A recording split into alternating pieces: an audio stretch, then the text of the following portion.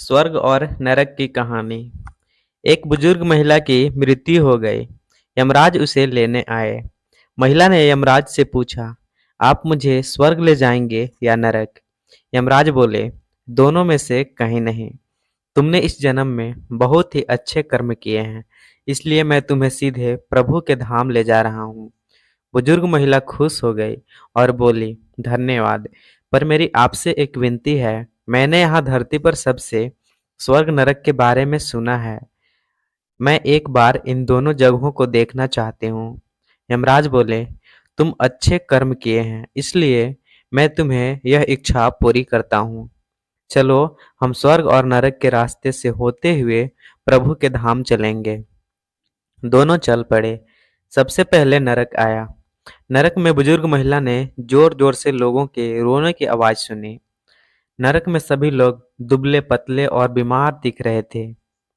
महिला ने एक आदमी से पूछा, यहाँ आप सब लोग की ऐसी हालत क्यों है?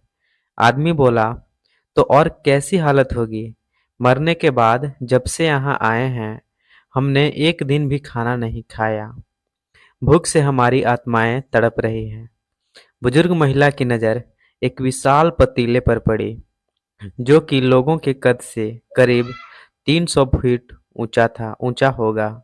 उस पतीले के ऊपर एक विशाल चम्मच लटका हुआ था। उस पतीले में से बहुत ही शानदार खुशबू आ रही थी।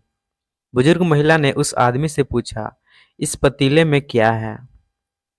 आदमी मायूस होकर बोला, ये पतीला बहुत ही स्वादिष्ट खीर से हर समय भरा रहता है।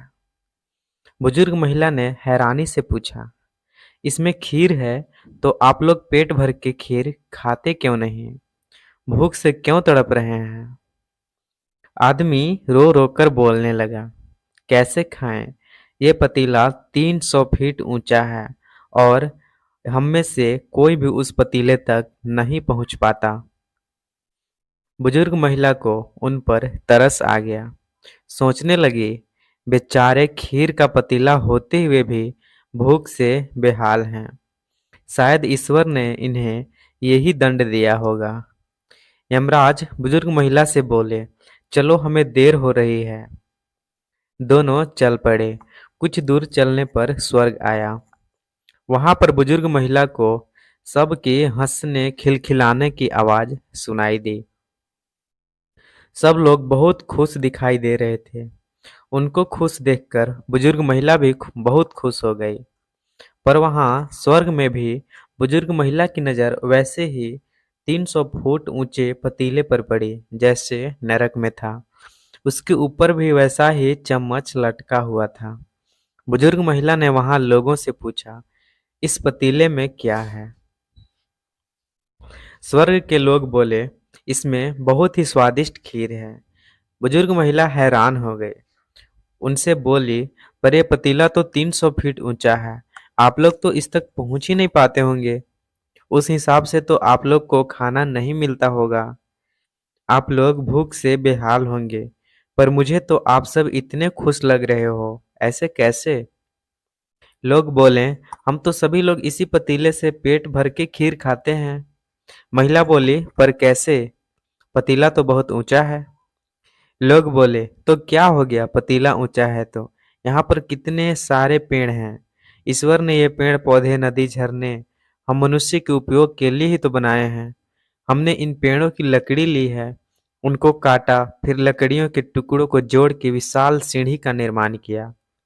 उस लकड़ी की सीढ़ी के सहारे हम पतीले तक पहुंचते हैं और सब मिलकर खीर का आनंद लेते हैं। बुजुर्ग महिला यमराज की तरफ देखने लगी। यमराज मुस्काए बोले, ईश्वर ने स्वर्ग और नरक मनुष्यों के हाथ में ही सौंप रखा है। चाहे तो अपने लिए नरक बना ले, चाहे तो अपने लिए ईश्वर चाहे तो अपने लिए स्वर्ग। ईश्वर ने सबको एक समान हालतों में डाला है। उसके लिए उसके सभी बच्चे एक समान हैं। वो किसी से भेदभाव नहीं करते। वहां नरक में भी पेड़ पौधे सब थे, पर वे लोग खुद आलसी हैं। उन्हें खीर हाथ में ही चाहिए। वे कोई कर्म नहीं करना चाहते, कोई मेहनत नहीं करना चाहता, इसलिए सब भूख से बेहाल हैं। यही तो यही तो ईश्वर की बनाई इस दुनिया का नियम है।